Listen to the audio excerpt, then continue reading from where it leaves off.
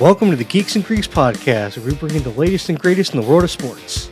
We couldn't be more thrilled to kick off this exciting journey with all of you. In this podcast, we'll dive into everything from game recaps to news and hot takes. Whether you're a diehard fan or just someone looking to stay in the loop, there's something here for everyone. So grab your favorite team's jersey, settle in with some snacks, and let's get ready for an adrenaline-packed ride through the world of sports.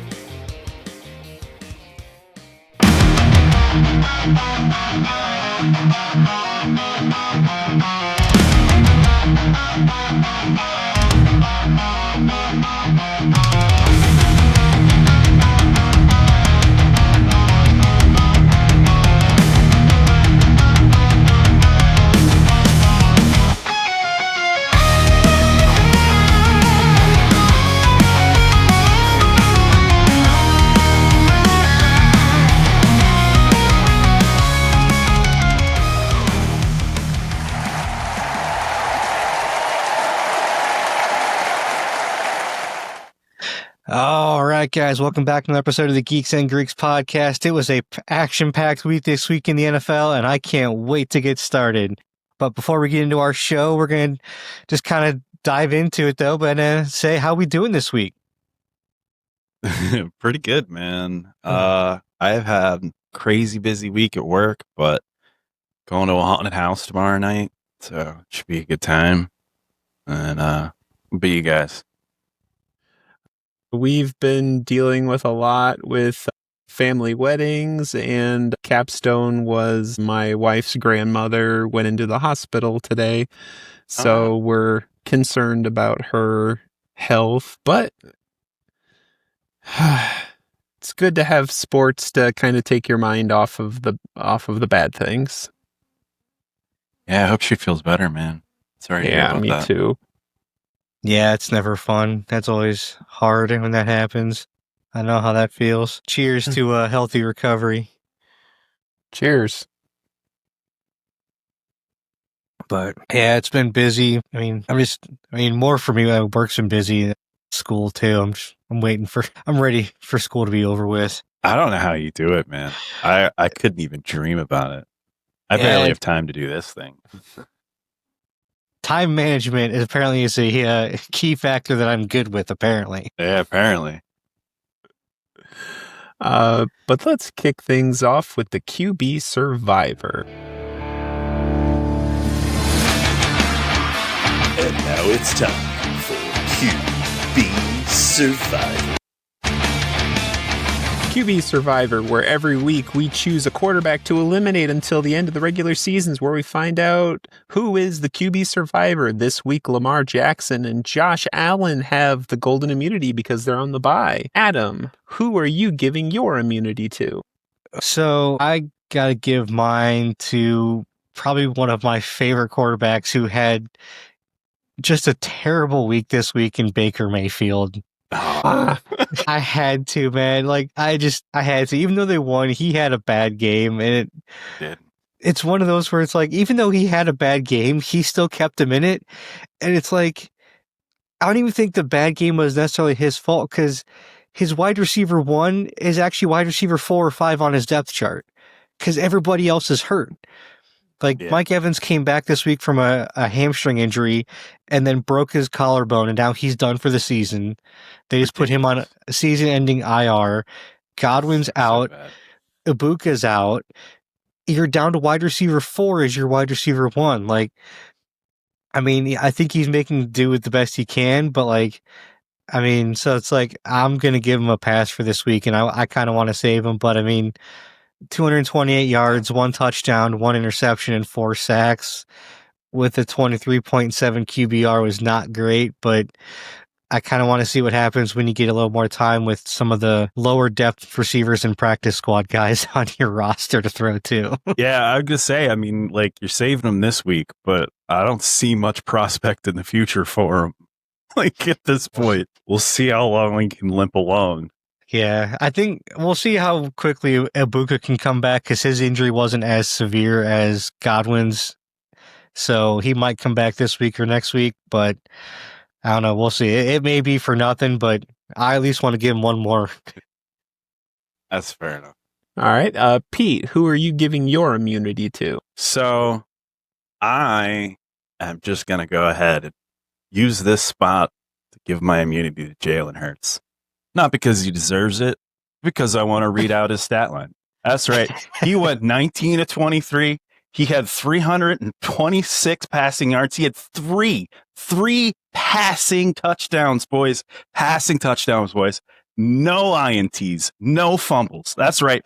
He had a passer rating of 158.3. Hey, Tom, you know what a perfect passer rating is? It's a 158.3, boys. That's right. That's right. Probably the best game of his goddamn career. I don't know. Jalen Hurts is staying on the island for one more year or one more week. I was going to say, Jalen Hurts, he wasn't even on my radar. It's because he's amazing. That's why. All right. For my immunity, of the 12 quarterbacks on the island, only 4 of them lost. And one of them specifically lost to an amazing Colts team. While Justin Herbert may have lost to the Colts with 2 interceptions and 3 sacks, he still did an amazing game with 37 of 55 for 420 yards. That's the most passing yards in the league by at least 70. I know 2 interceptions looks bad, but in the game against the Colts, 2 interceptions with the exchange of 420 yards is a good trade-off. I think I'm going to give Justin Herbert another chance. All right. Adam, who are you putting on the chopping block? So my number one for QB for the elimination is Caleb Williams. Okay. I saved him last week, and he had an even worse week this week. Against the Aints. Yeah, against the worst team, even though they won, he was even worse. I mean, only 172 yards, no touchdowns, a pick, a sack, but a 19.5 QBR. I mean, he played terribly. He looked scared against a bad team and a bad defense. And I'm like, how is this team making you look scared when Washington, who has a better defense, didn't do that last week? Like, I didn't get it. Like, they looked so much better last week against a better team, or at least what we thought was a better team. So for that, I put in Caleb up because I gave him a chance and he disappointed massively for me. Yeah. All right, Pete, who are you putting on the chopping block? So I think I'm going to have to put up Jaden Daniels. I wasn't sure if we were going to automatically eliminate him because of his injury. He's going to miss next week against the Chiefs. He's got a hamstring injury that they're saying is quote unquote not serious, but then he's missing the next game. So hamstring injuries, they nag, they come back. I think this one's probably run its course. You know, he's not going to make it to the end of the run. He only had 12 completions. He did have 2 touchdowns. I'll give him that. One in the air, one on the ground. But with a hamstring injury, only 12 completions in the game, he's just not going to make it to the end. So figure stop the bleeding. Well, I am going to try to put up a worse candidate than the 2 of you did. CJ Stroud had 3 sacks, an interception. He's the only QB on the island with a sub 50% completion rating, and he's the worst passer rating on the island with a 59. Jalen scored almost 100 more points than that. Just saying. I would like to give Jaden Daniels a pass just because it's an undetermined injury of unknown length. So I'm hoping you guys will vote for CJ Stroud. Yeah. Adam, who are you voting for? And it can't be Caleb Williams. Yeah. You know, I don't know. Stroud had a really bad game, but I'm voting for Jaden Daniels. More so because to me, his was worse because Dallas has a worse defense. This is the worst defense in the league, and he only completed 12 passes. Yeah. Like, there's really not an excuse for that. Legitimately, Dallas has the worst defense in the league, and he couldn't do anything. Yeah. Like, this defense shows up like once every couple games. Like, it doesn't show up. It really doesn't, like, at all. And he couldn't do anything with it. And I think this year we're seeing that sophomore slump we see for these quarterbacks. And no, I mean, it's nothing against him at all. Just we see this a lot with quarterbacks that have good rookie seasons, a lot of times we'll see a sophomore slump, and we're just seeing that from him. And so I'm going to vote for Jaden Daniels on this one. All right, man. You all right, Tom? I have a bee flying around me. Oh, shit. A bee inside? That sucks. Yeah. Pete, who is your vote for? So I don't know. I'm kind of torn between these two because there's a lot similarity I see in kind of their stat lines. Caleb Stroud completed 23 of 49 attempts. Or not Caleb Stroud. CJ Stroud. 23 of 49 attempts. That is abysmal. But at the same time, Caleb Williams had 3 turnovers against the Saints. Well, I don't know if the fumbles were all turnovers, but he had 2 fumbles and an interception. Like, that's pretty terrible against the Saints. And I feel like I'm going to have to go with Caleb Williams.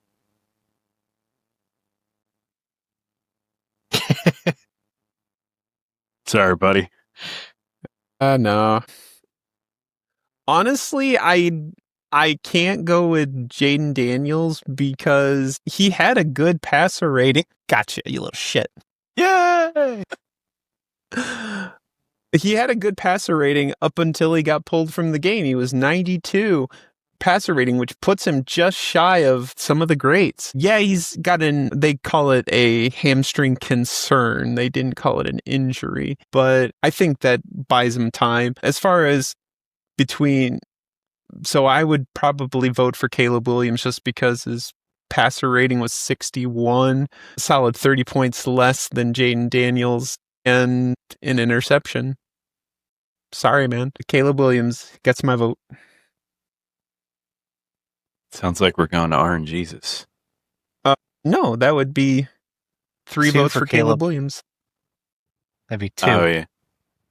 Yep, that's 3 for Caleb Williams. Yeah, that makes sense. I don't know what I was thinking. But with that, Caleb Williams, you're off the island.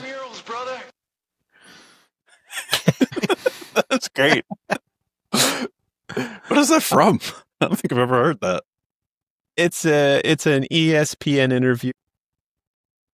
Uh-oh. All right. Hey, we lost you there for a second. Yeah, I could see everything. Anyways. But that moves us along to winners and losers. It's time for winners and losers. I want winners. I want people that want to win. You are one pathetic loser. Winners and losers, where we at the Geeks and Greeks podcast predict teams to win next week and a team to lose next week. We can only choose a team once each year, and at the end of the year, whoever has the most points wins. This year, we're turning up the difficulty with the rule that both the winning team and the losing team must be from the same division, and as always, the winner and the loser must be from 2 different games. Last week, Pete and Adam crossed over hard, both taking the Seahawks to win over the Texans. Sure did.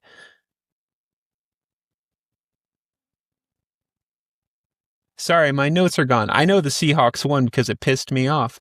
Anyways, Pete and Adam also crossed over, taking the Cardinals to lose to the Packers. Sure did, in a crazy come-from-behind victory, and the Cardinals losing 27-23.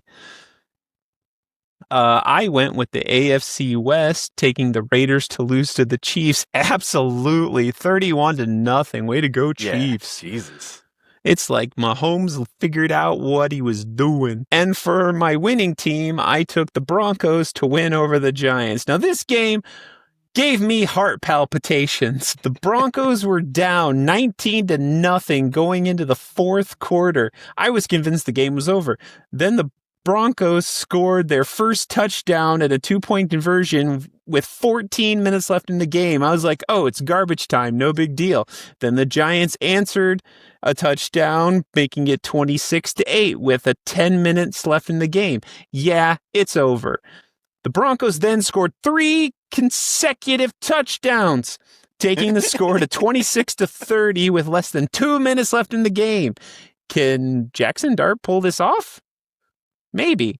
Then Jackson Dart's moment, he drove the ball down the field for a touchdown, but missed the extra point, making the score 32-30. With 30 seconds left in the game, the Broncos completed 2 long passes to get the kicker into field goal range, and with 2 seconds left on the clock, the Broncos kick a 39-yard field goal to win the game 33-32. That's insane. Uh, I'm glad we're not the only team that blows fourth quarter leads, though, because that really pissed me off. But to give props to the Broncos, they set 2 records in this game, one being setting the record for the greatest fourth quarter point gain by a team starting from a shutout. And then Bo Nix set the record to become the first quarterback to score 2 passing touchdowns and 2 rushing touchdowns in 1 quarter. Jesus. 1 quarter.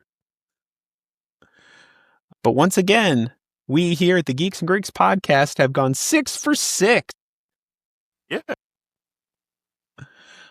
After week 7, I'm ahead by 8 points. Adam is close on my heels at 7, and Pete's right there at 6. Keep it pace.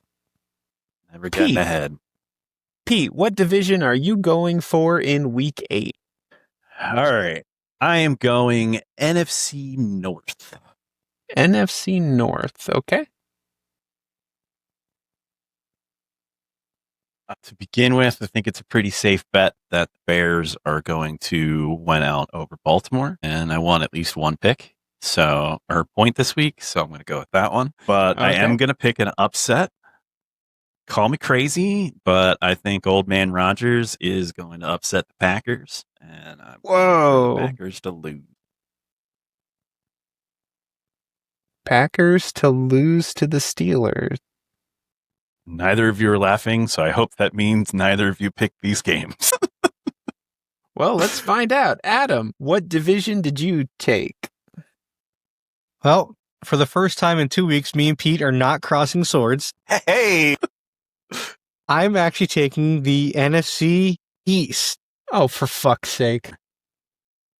I'm, for the first time, delving into my own division for this season. No. All right. I am picking the Philadelphia Eagles to beat the Giants this week. Oh, okay. Because, Philly is a 7.5 point favorite in this game. And I honestly believe if they don't win this game, something is burning to the ground, whether it's Lincoln Financial Field, whether Sirianni is fired and they're burning the coaching staff out. Something's going to happen if they lose to the Giants in both games this season. Something drastic is going to happen. I don't know what, but something's going to happen in Philly if they lose to the Giants both games. And I feel like Philly has to win this game. Hey, Adam. They absolutely have to win this game. You Adam, picked that game too, didn't you? Can I call your loser? Yeah, what's that? Are you going with the Commanders? Yeah, sure am. That's what you got too, isn't it? Ditto. 100%. Yep. Eagles, Commanders. And come on, you got the Eagles going up against the Giants. That's a slam dunk. And then Commanders against Mahomes, who just figured out he's a quarterback again. Yes, I take that all day long. And so when I picked the Commanders to lose to the Chiefs, they were already 10.5 point underdogs to Kansas City, and that was before Jaden Daniels was rolled out for this game. I didn't even think of that. Oh yeah, slam dunk. So yeah, when I picked this, they were already, Kansas City was already 10.5-point favorites, and like I said, that was before they had officially ruled out Jaden Daniels. So it's probably higher now than it was at that point. Probably. So once again, we have our crossover. Yep. But so Marcus Mariota will be starting for the Commanders against Kansas City in Kansas City too. So you guys do realize that you have left me rooting for the Commanders to win this week now. Like that's a you problem, not a me problem. It's just because I'm in the back. So like obviously I can't root for the Eagles to lose. Like that's just not going to be a thing. No, right. But like I want to get 1 point. Like that was the whole point of this. So now I have to really hard root for the freaking Commanders, Marcus Mariota on Monday night to beat the Chiefs. Like, come on. And I mean, I'll be honest, since the Chiefs have gotten their entire wide receiver core back from suspension and injury, team's kind of scary now. Who would have thought if you stack the Kansas City Chiefs receiving core with a bunch of dudes that run sub 4.4 40s, they can go do something. But yeah, so that's my winners and losers here. And yeah, yep, I'm pretty happy with my picks. Like I was debating with Dallas, but Dallas is one of those where I'm like, I don't know, man. That's a toss-up for that game this week. Yeah, Cowboys-Broncos is a tough call. I'm not comfortable with that. After Denver's 33-point come-from-behind win, I don't trust that game at all. We might get a 50-50 tie, legitimately. Yeah, and the Cowboys just had a killer win themselves, so they're both running off of hot streaks. Who knows what's going to happen there? If they could just get if their defense could just make it to like overall like a top 20 defense, they might be able to make a legit playoff run with the way that offense is playing this year. You know, bonkers. The NFC East is such a crazy division because like the Commanders, I kind of feel are like out. Like I was talking about with Jaden Daniels, I kind of feel like, you know, he might be done. Maybe not for the season, but like he's not going to have a stellar season this year because of this injury. And the Commanders are probably not going to make it to the playoffs. And like the Cowboys, I had thought they were going to be contenders going into the season. And then like the first couple of weeks, it was like, nah, never mind. And then all of a sudden Jackson Dart shows up in New York and it's like, they could string some wins together and maybe make a wild card spot. Like, what the hell? Like, the Commanders are the ones that aren't going to make the playoffs out of the East. I mean, it's like as of right now, Dallas has the second spot in the division at legitimately a perfect 500. They're 3-3-1. Yeah. They're legitimately a perfect 500 team. How you play now. 7 games and get 500? That's what's hilarious about that. They're a perfect 500 team. But like, and they're sitting at number 2. And I don't, like I said, if they can get, if their defense could be like around 15, like they could legit make a legit playoff run if they could just be like around 15 on defense. And that's the crazy part about that whole thing. You know what's funny is I was on the fence if 2 or 3 teams from the NFC East were going to make it to the playoffs this year. And now I still have that same thought.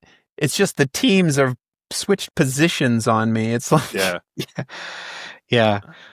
I mean, like I don't know if I said this at the beginning of the year, but like the Giants' defense actually looked pretty good. Like that defense wasn't terrible. It's the offense that was the question. And with Dart and Scadaboo, I mean, if they just had some receivers, if Neighbors hadn't gotten hurt, I mean, they're looking pretty good. I don't know, man. Like if nothing else, they're in every single game every week. Yeah, they have a legit chance every week to win. And one quick note about Scadaboo, that guy is scary. He wants to hit somebody, and that's not something an offensive player is supposed to do. He's not like trying to seek and destroy defensive players. He's like a bowling ball going down the field. It's kind of crazy. He kind of reminds me, if you ever watched the Simpsons episode where they were all playing football, it reminds me of like Nelson Muntz, where he like sought out everybody just to hit everybody on the field before he scored.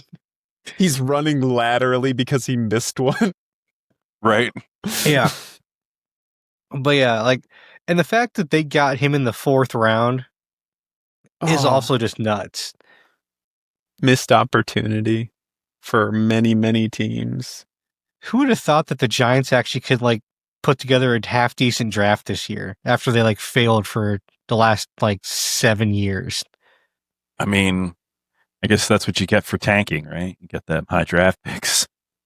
I mean, but they had good players, as we've seen the guys that have left and done good stuff. Like we No. saw Saquon, we're seeing Daniel Jones. Like we've seen they had good players that have gone to teams and have succeeded massively. And then all of a sudden they get some guys that like this year that come in and are absolute beasts. Yeah. Like Yeah. what happened? Why can't you do that with those guys? Right. Because Like, they what's didn't know what different? they had. What is different? Yeah. Yeah, like, well, I mean, but like, that's the thing. Like, I mean, but Daboll has been there. Like, you're telling me Daboll couldn't do this with Saquon and Daniel Jones? Because Daboll's been there for like 4 years. Yeah. And He look had at these Daniel guys. Jones in Indiana. Like, why didn't that work in? Yeah, like, I mean, they had Daniel Jones last year with like Malik Neighbors. I mean, Yeah. you had Daniel Jones with Saquon Barkley. There's no reason that they couldn't have been doing this with those guys. Absolutely none.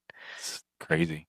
So do you want to hear a crazy stat? At this point in the season, Daniel Jones has been sacked 9 times. That is the lowest sack number for a Colts quarterback at this point in the season since 2009. So, I can believe it. because that's been one of the biggest problems with the Colts is their O-line has always been shit and it's always gotten the quarterback hurt. Yeah. Yeah. And because when Luck was there, he wasn't a running quarterback, but he could move and avoid pressure. But the line was so bad that he never had a chance to do anything. Oh. And like, now that they've actually built a half decent line, not only do you have a good offensive line there in Indy, but Daniel Jones can legitimately run. Like he's actually a good mobile quarterback too, that can take off on you. So it's like now you've got both of those working together. It doesn't surprise me because when he first came in the league, everyone thought he couldn't throw because he was more of a running quarterback than he was a throwing. He could run better than he could throw it. So it doesn't really surprise me. And it's like, at the same time, at this point, when you look at point differentials too, Indianapolis has the best point differential in the league. They're a plus 92. Geez, I didn't know it was that high. What? Yeah, they're a plus 92. And the next closest is the LA Rams at a plus 58. Jeez. You know, Sorry, my bad. Kansas City plus 62. But still, I mean, you're not that far off. But like, yeah, that's the next closest to Indy right now. Ow.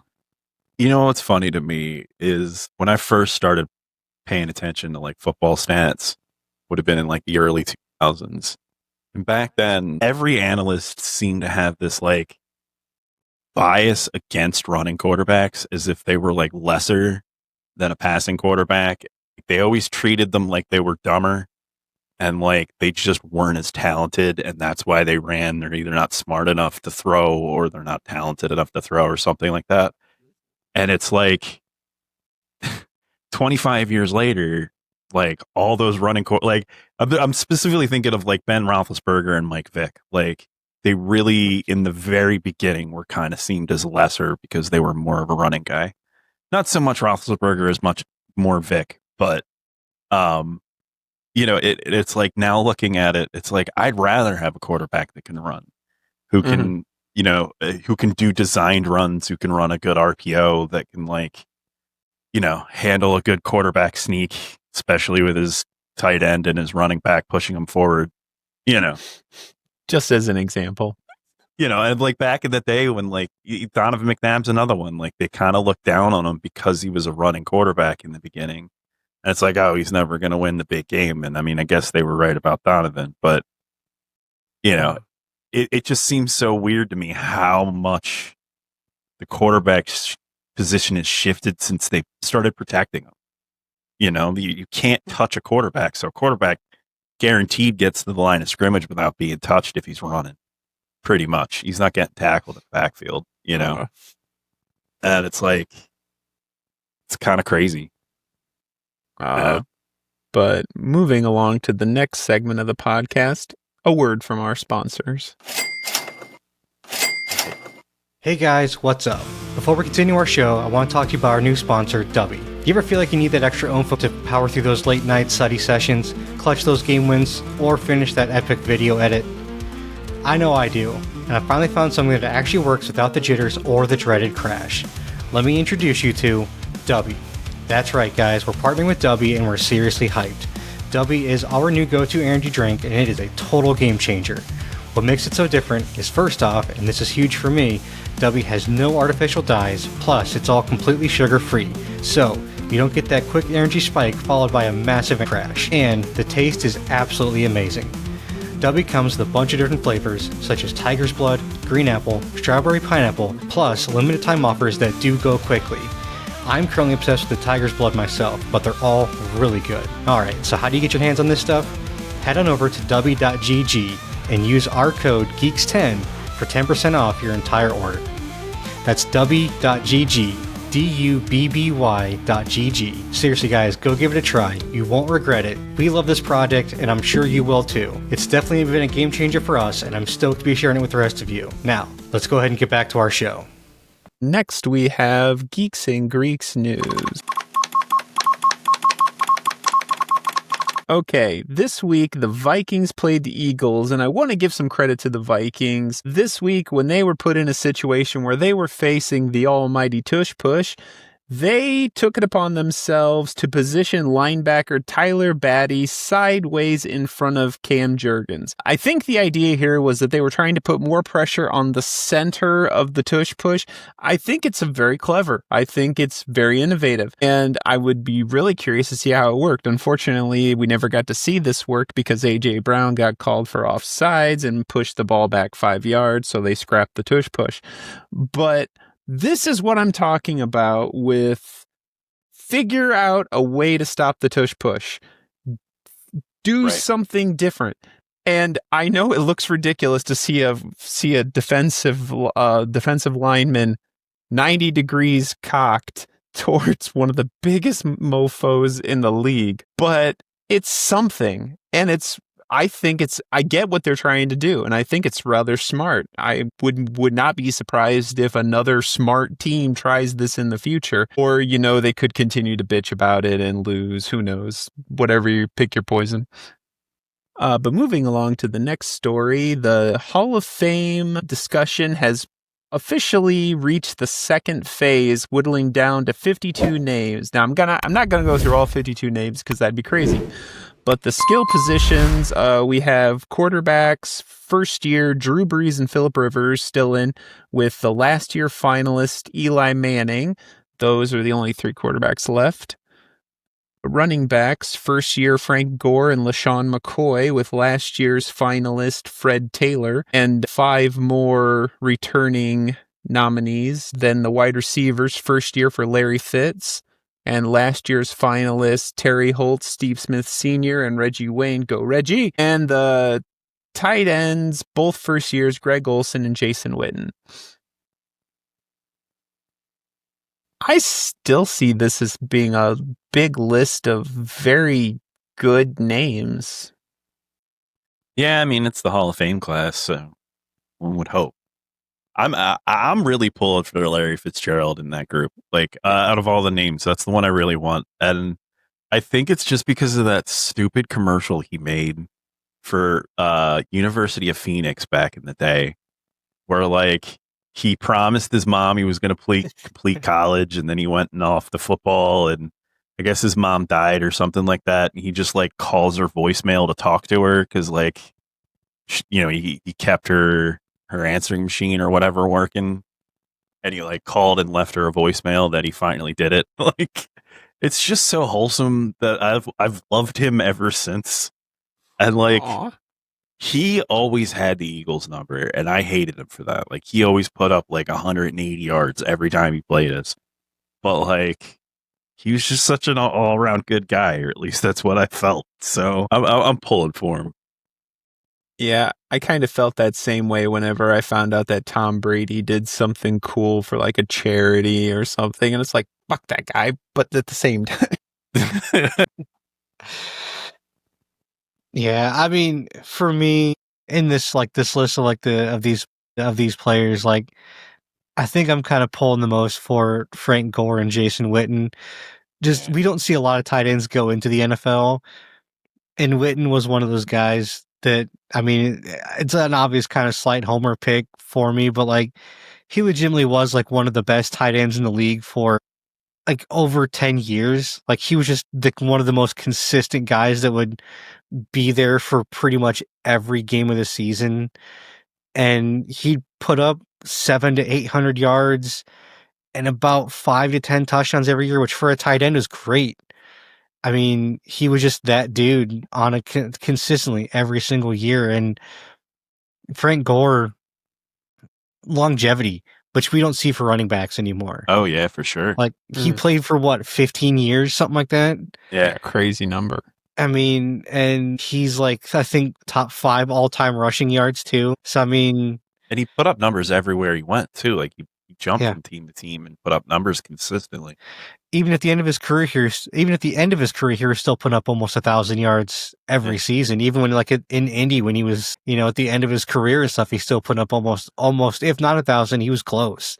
About 800-900 yards a season. So I mean, in your mid to late 30s, putting up almost 1,000 yards is impressive as a running back with that many miles on you. So it's like, I like Frank Gore, I like Jason Witten. Like those are probably the two guys I kind of want to see the most make it from this year. I'll tell you what, though, I guarantee you Eli's getting in this year. He probably will get in this year. I bet Breeze will probably get in this year too. Yeah, probably. Oh, Breeze for sure. Rivers is one of those weird ones because he was an amazing regular season quarterback. He just doesn't have the playoff success to go with it, so I don't know what they're going to do with him. Yeah, maybe he doesn't have the ring. Maybe Eli will get voted in and he'll call up his dad and he'll be like, listen, Phillip Rivers probably should have this. And then his dad will call up the NFL and they'll make the switch. It'll be fine. Wouldn't it be a hilarious irony if Eli and Phillip Rivers got into the Hall of Fame in the same year and they just kept switching back and forth? It would be hilarious. It just like every time you go see the bus, they're like switched. So like they got the wrong name underneath each face. Yeah. Like I just feel like Rivers is one of those guys that was almost a victim of circumstance. Yeah, like I said, the Chargers. I mean, fair enough. But like, and also too, it's like, I mean, you have to run the gauntlet between you'd have Carson Palmer, then you had Manning, you had Brady, you had Roethlisberger. Like the entire time he played, you had like 4 or 5 of the top 6 or 7 quarterbacks in the league that were all in the AFC that you had to go through every single season. So it's like, I feel kind of bad for him. And like, he played through he played through the AFC Championship a couple different years with a torn ACL. Yeah. I mean, it's not as if he didn't try. Like, dude put himself out there. Mm-hmm. But can you imagine how many Super Bowls they might have had if he had played in the Giants? Because like Eli brought them 2. I can only imagine Phillip Rivers bringing them more than that. Like he would have been consistently good instead of just flash in the pan good. Or like, could you imagine if he just played in the NFC period? Right. Yeah. Like, I mean, he probably would have been to multiple Super Bowls at least. Well, what's funny is you guys are always talking about how the NFC East is just buzzsaw that you just keep running into and see who can get the furthest. Yeah. I mean, yeah, there's that too. Holy shit, put Phillip Rivers in Dallas instead of Tony Romo with like DeMarco Murray and Dez Bryant and all them. Yeah, I mean, I don't know. I think Romo was pretty good. He was. He just fell apart when, he was in high stress situations. Which, yeah, Rivers kind of did too, though. So I guess it would be about the same. Yeah. But moving on to the next story, the NBA regular season has returned. All right. The first games came out yesterday with the Golden State Warriors winning over the Lakers 119-109. A lot of people attribute this loss to LeBron James being ruled out because of sciatica. I love the young people. I love that it's sciatica. Like, can you get gout next, please? Like, that'd be great. I just imagine LeBron on the bench. My knees aching. It's gonna rain soon. Like, I mean, would that even be possible? It's LA. They don't even get rain. But the other game yesterday was the Thunders versus the Rockets. This game was friggin' insane. Back and forth the whole game till the Rockets were ahead by 2 with less than 10 seconds left in the game. Shai Gilgeous-Alexander sinks the 2, tying it up at 104 all, and it goes into overtime. In overtime, it's back and forth all the way up to the 5-second mark where they're tied at 115. They toss it to SGA in the corner where he misses the last second throw, and we go into double secret overtime with and with 2 seconds left in OT2. The Rockets are ahead by 1, and SGA drives into the arc but gets knocked down, sending SGA to the line with 2 shots, and they're down by 1. This is like a movie. Down by 1, SGA buries the first to tie it up, and with the second one, he lines it up, shoots, it goes in, and then the Rockets try desperately for a buzzer beater that doesn't happen, and the Thunder win 125-24, and I collapsed on the floor. I bet you did. Jesus. That's a crazy ending. It was amazing. And that's Yeah. how you start a season. Yeah. Oh yeah. Like I was happy that the NBA was back. Dude, it's so much fun too that the NBC has the NBA again. Oh, cool. And Is it on Peacock then? Yes, it is. Cool. So Peacock and both these games streamed on Peacock last night. So the when they're streaming on Peacock, you can't use League Pass to watch it. You have to stream through Peacock and everything, which I mean it is what it is. So but it's one of those kind of cool things though, because NBC used to have these games, used to have the NBA way back in the day, like in the 90s and like early 2000s and everything. And it's cool because they're using the old NBA theme song when Jordan used to play. Oh, nice. And so they're reusing that again. And it was funny because when I heard that theme song hit, it just took me back to my childhood. And I'm like, I feel like Michael Jordan's going to come out and just bust somebody's ass and kick and take names. And then it didn't happen. I'm like, oh, now I'm sad. But it was pretty fun. And it's kind of cool because I know that NBC has signed Jordan to come back and do commentary for some games. I heard. So Jordan will be on commentary this year for some of the NBA games. Interesting. And so I feel like I have to get Peacock again now, which I'm like, damn it, I already got rid of it once. I don't want to get it again, but now I feel like I have to.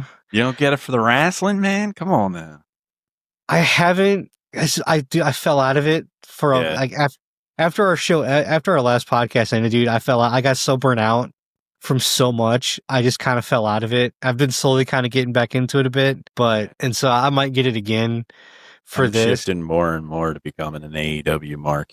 I might get like I was thinking about getting rid of Peacock because I'm like, maybe I don't even want to watch WWE anymore. Just watch the Dave Meltzer broadcast. I'm not even going to dignify that with a response. It's funny. I hate the Young Bucks, but I love AEW. Like, and I hate them so much more than I used to.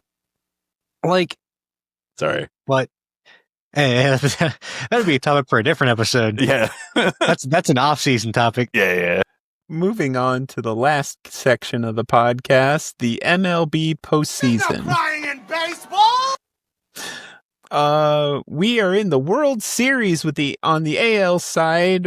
We had Game 7 of the Blue Jays against the Mariners, which was absolutely nuts. Going into the 7th inning, the Mariners were winning 3-1, and then at the bottom of the 7th, with a runner on second and third, George Springer knocked one into the crowd, making the score 4-3. And that is where the game ended, sending the Blue Jays to the World Series. Damn. But it was not boring on the NL side, where the Dodgers absolutely crushed the Brewers 4-0, and Seiya Ohtani setting some records of his own, one of which being the third player ever to hit 3 home runs in a game in which he was a starting pitcher, and being the only person ever to hit 3 homers and 10 strikeouts in the same game. Oh, damn. So now we have the World Series starting this weekend with the Blue Jays versus the Dodgers. I just love how the Dodgers just steamrolled the playoffs. Like, that makes me so happy. Like, I wish the Phillies had done better, but like, we kind of saw it coming, and the Dodgers just crushed everybody. So theoretically, had Phillies come back and won that series, they'd be in the World Series right now. So it's fine. It's fine. Hypothetically. There ain't nothing wrong with Silver, my guy. Nah. I'd been Even getting if you Silver lose my the whole first round life. or the second round. I mean, can you even call it silver when you didn't make it past the divisional round? It's sort of silver. You lost to the champion. That's silver, right? I mean, That's guess. logical, I guess. I was just sad. I was really, really hoping that Seattle would win this. Like I was hoping that Seattle would be in the playoffs. But I'll say this though, that's going to make the travel really, really interesting going from LA to Toronto and back and forth. That jet lag is going to suck. Yeah. Like at least if it would have been in Seattle, you're not going that far. You're just going up the coast. Yeah. Oh, heck. But yeah, Toronto played well, and look, Seattle couldn't win in Toronto. That was their problem. They lost every game in Toronto because Toronto was the 1 seed going into the playoffs, and they couldn't win on the road, and that was their problem from the start. But yeah, this will be fun. I'm excited for it. We'll see. We'll finally see probably, I think one of the best players and the best player in baseball in the World Series. And I love seeing Shohei on the biggest stage like this. I'm excited for it. Yep. Go Dodgers. So, but yeah, I think that's going to be about it for us this week. Final thoughts, guys. Yeah, I got a little visual aid to go with my final thought here. Give a shout out to Bandito's kid, who showed up at the pay-per-view Wrestle Dream wearing a Saquon Barkley jersey. Let's go, Birds. Let's go, Woo. Bandito. Nice. Very cool. That's all. Nice. I want to give a shout out to Caitlin Clark for being invited to join the LPGA Pro-Am for the second time. The Pro-Am is open to the public, but last year saw a significant increase in attendance. I guess the Caitlin Clark effect is not isolated to basketball. Outside of sports, just want to give a shout out. Ace Frehley, the lead guitarist for Kiss, passed away at 74. Thoughts and prayers for his family. Oh, man. Also leaving us, Drew Strutson, who passed away at the age of 78. You may not be familiar with the name, but I promise you're familiar with his work. Star Wars episodes 1 through 6, the good ones. He hand-painted the movie posters for those movies, as well as Indiana Jones 1 through 3, Hook, E.T., Harry Potter, Big Trouble in Little China, Back to the Future, Blade Runner, American Tail, Adventures in Babysitting, Coming to America, and Angels in the Outfield. Hey, look at that. I brought it back to sports. Nice. Man, I can't believe Kiss turned 70. Like, that's crazy to me. Like, a guy in Kiss made it to 70. That's pretty cool, though. I'm pretty sure the rest of the band is all still alive. I know. It just kind of shocks me. Like, Kiss is one of those bands you would have thought died young. Like, good for them for making it this long.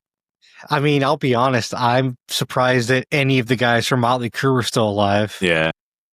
Like, I thought they'd all be dead by this point. Yeah. And to think that Ozzy died of practically old age is kind of shocking. Right. Yeah. He didn't get like rabies from biting the head off a bat. Like that's where I thought it would have been. Yeah. Yeah. But mine, NBA's back. I'm excited for it. I can't wait to watch more basketball too. We got more going on tonight. Always a fun time. Basketball is going on. Football is going on. Hockey's starting up here. This is probably honestly the absolute best time in sports. We got and then also the World Series, all 4 major U.S. sports going on at the exact same time.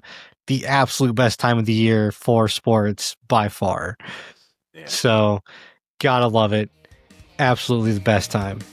But that's going to be it for today, folks. Thanks so much for tuning in. Be sure to like and subscribe so you never miss an episode of the Geeks and Greeks podcast on YouTube, Spotify, Apple, and Amazon. And you can also find us on Facebook and Instagram and TikTok at Geeks and Greeks. Until next time, may the coin toss of life ever be in your favor. Later, guys. See ya. Peace. A half-witted, scruffy-looking nerd.